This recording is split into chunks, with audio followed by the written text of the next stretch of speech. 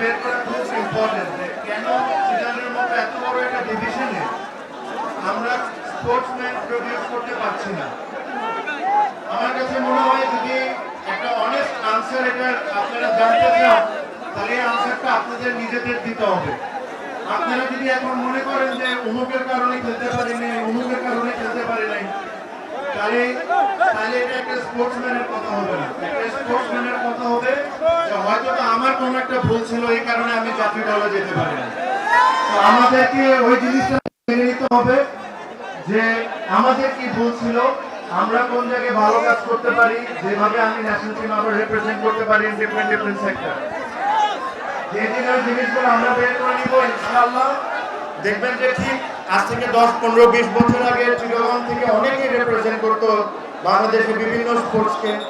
আমরা আবার ওই জায়গাটা ফিরে পাবো।